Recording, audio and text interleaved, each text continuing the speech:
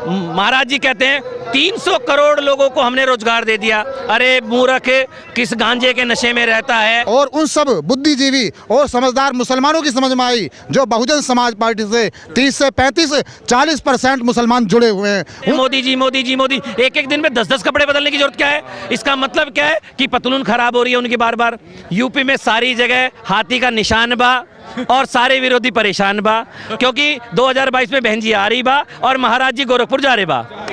ये नारा सबका साथ सबका विनाश है। अच्छा। हाँ, मुस्लिम समाज जो है दलितों से भी बदतर हालत में है। जाति पर ना पाती पर बटन दबेगा हाथी पर, जाति पर ना पाती पर बटन दबेगा हाथी पर। मंदिर बनाने से भिखारी पैदा होते हैं, कुछ भिखारी बाहर बैठते हैं और कुछ अंदर मांगते हैं। 950 करोड़ रुपया केंद्र सरकार प्रचार पे खर्च कर रही है 1 साल के। मेरा जनपद मेरठ है और विधानसभा किठौर। मेरा नाम उमर फारूक मसूदी है और मैं मुस्लिम समाज से आता हूँ। हमारे यहाँ से केपी मावी जी गुजर बहुजन समाज पार्टी से विधानसभा का चुनाव लड़ रहे हैं और मेरा कहना यह है, सरफरोशी की तमन्ना अब हमारे दिल में है। देखना है जोर कितना बाजुए कातिल में है।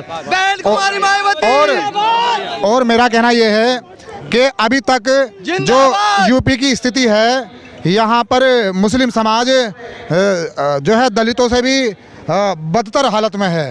हाँ, क्यों? हमने देखा है, मैं इसलिए प्रभावित हूँ बहन कुमारी मायावती जी से।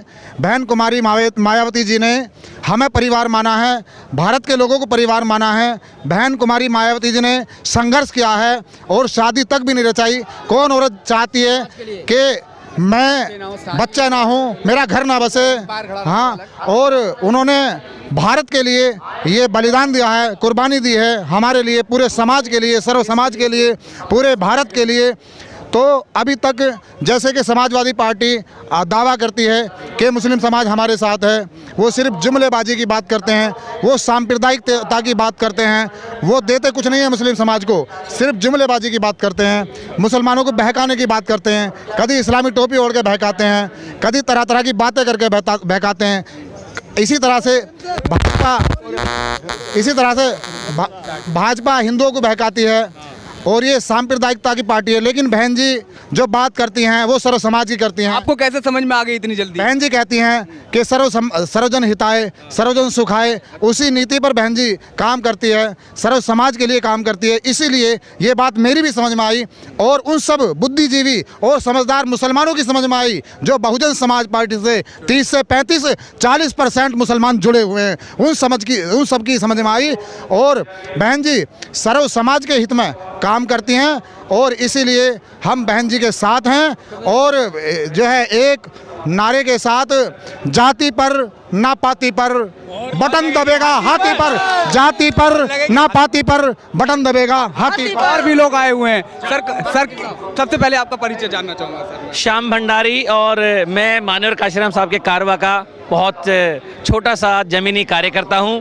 बसपा मेरा घर है, मैं उसका सदस्य हूँ, ये मेरा परिचय है।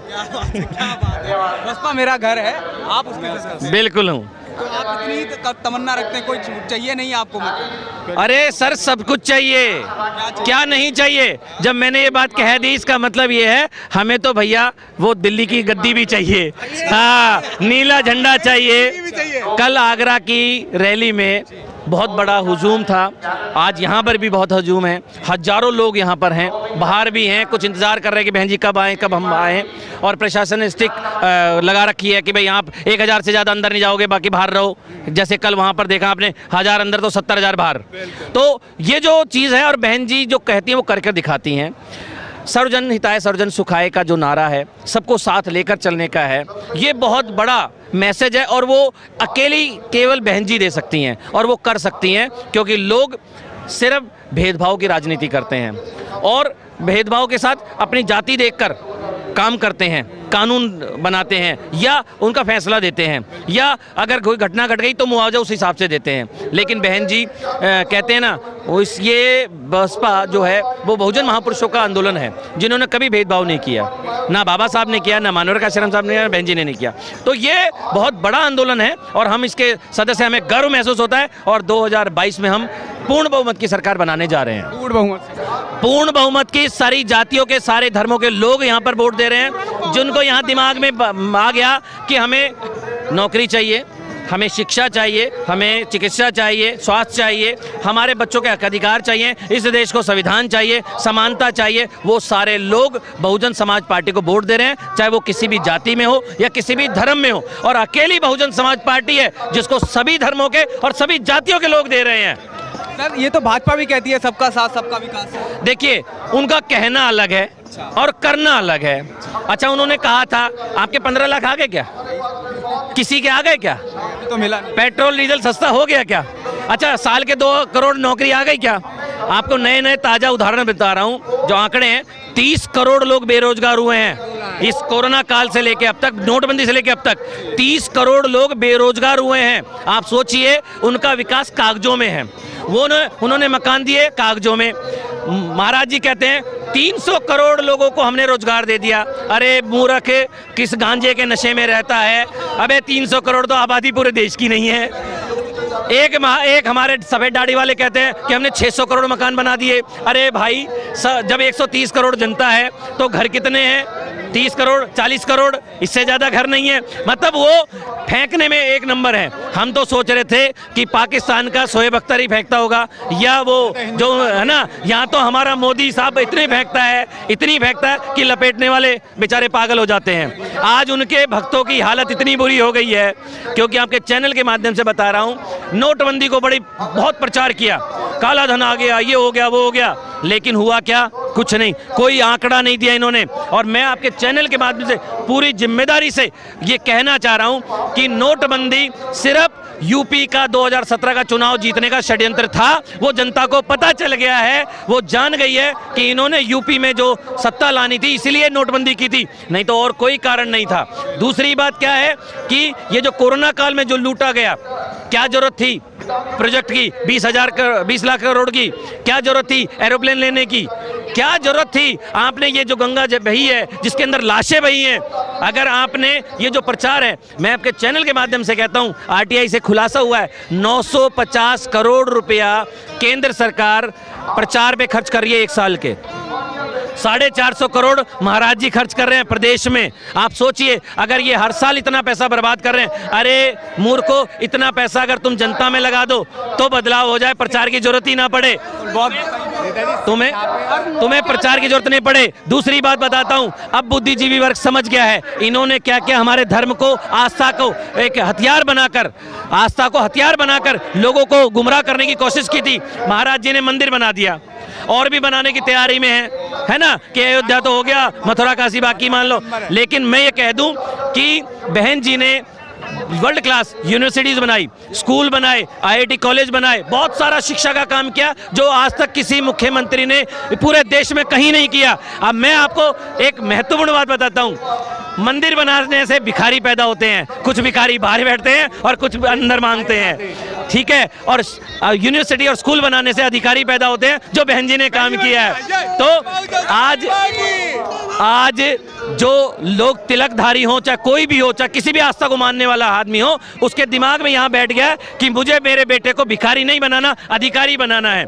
आस्था अपनी जगह है, कोई किसी भी धर्म को माने, कोई दिक्कत नहीं है। और बहन जी ने सभी धर्मों का सम्मान हमेशा किया, जैसे बाबा साहब ने किया है। हम यहाँ पर सभी धर्मों को जोड़कर, सभी जातियों के लोगों को जोड़कर समतामूलक समाज बनाने के लिए आए हैं और इस देश को सम्राट अशोक का भारत बनाने के लिए आए हैं। तो बहन जी ने इसमें बहुत बड़ा काम किया है। बहन जी के खिलाफ क्यों माहौल हुआ ये भी मैं बता दूं। कल बहन जी ने आगरा की रैली में स्पष्ट रूप से कह दिया कि पिछले साल कुछ डमी कैंडिडेट्सों को भेजा गया, हमारे नेता कुछ भूल गए, कुछ गलती कर बैठे और हमें उस गलती का खामियाजा भुगतना पड़ा। इस बार जो टिकट वितरण हुआ है वो इतना बेहतरीन हुआ है कि पूरा यूपी नहीं, पूरा देश, सारा देश इसकी प्रशंसा कर रहा है कि बहन जी ने इस बार टिकट वितरण बहुत शानदार किया है। और बहन जी ने अपने पास बुलाकर हर कैंडिडेट से मिली हैं, सबका बायोडाटा लिया है, सबको पूछा है और उस हिसाब से दिया है। आप एक बात बताइए मुझे, जो जनरल सीट होती है उसमें कभी आपको शोषित वर्ग का, एससी कम्युनिटी का कोई टिकट देता है? समाजवादी ने दिया नहीं, बीजेपी ने दिया नहीं, कांग्रेस ने दिया नहीं, कोई और दे रहा है नहीं। लेकिन आप इस यूपी में देख लीजिएगा 3 से 4 सीट ऐसी है जनरल, जहां पर एससी कम्युनिटी के लोग जनरल सीट को लड़ रहे हैं। ये है बराबरी का, ये है हिस्सेदारी की बात। और महत्वपूर्ण बात कि गुमराह मत होइएगा, नए लोग बहुत सारे आएंगे, बहुत सारे लोग आजाद समाज पार्टी, भीम आर्मी के सारे लोग बसपा के ही थे, वो सारे यहीं आ रहे हैं। जो नमक बांटने की जरूरत क्या पड़ रही, नमक बांटने क्या, पहले से हम नमक नहीं खा रहे थे। ये देखिए, खाने में नमक की जरूरत तो होती है। इतना बेकार नमक बांटा, हमारा तो बीपी भी हाई होने लगा। देखिए मैं आपको बताऊं ये क्यों बात है सबका साथ सबका विकास, ये नारा सबका साथ सबका विनाश है। हाँ, और जो पूर्व समय में बहन जी की सरकार जिस टाइम आई थी उस टाइम लोगों को किसी भी चीज़ की परेशानी नहीं थी, ना ही कोई थाने में जा तो कोई तुरंत एकदम जाते ही सुनवाई होती थी।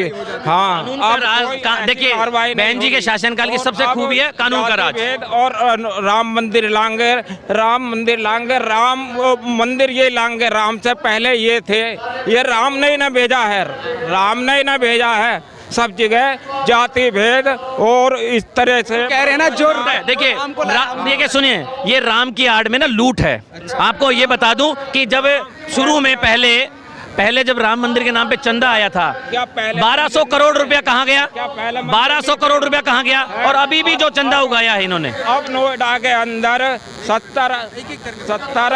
70 हजार आदमी बेरोजगार हो चुके, बेचारे 3 व्हीलर चला रहे हैं, 3 व्हीलर चला रहे हैं, टैक्सी चला रहे हैं, रिक्शा चला रहे हैं। लोग कहते हैं बच्चों का पेट कहाँ से पाले? अरे जब पेट में रोटी होगी तभी तो दूसरों लाला लोगों के पेट निकले पड़े हैं, उनके गोदाम भरे पड़े हैं, दूसरा खाली है। अमीर और अमीर बन गए। देखिए ये इनका नारा है ना, सबका साथ, जी नहीं, सबका साथ और 2 का विकास। अब 2 विकास कौन है आपको पता है? अंबानी और अडानी इस देश को वो चला रहे हैं और वो जो तय करते हैं। आप ये सोचिए, धन्ना सेठों की सरकार है, जो और मान्यवर काशीराम साहब या बहन जी ने भी ये बात कही कि जो सहारा देगा वो इशारा देगा।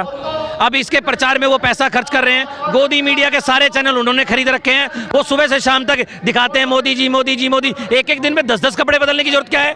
इसका मतलब क्या है कि पतलून खराब हो रही है उनकी बार बार। उनकी प्रॉब्लम ये है, अभी सारी जगह एक चीज आती है, अभी बहुत सारे रवि किशन भी आया, एक नया लड़का, वो मतलब गाने के माध्यम से प्रचार कर रहे हैं कि यूपी में का बा। मैं आपको एक चैनल के माध्यम से बता रहा हूं कि यूपी में का बा, यूपी में सारी जगह हाथी का निशान बा और सारे विरोधी परेशान बा, क्योंकि 2022 में बहन जी आ रही बा और महाराज जी गोरखपुर जा रहे बा।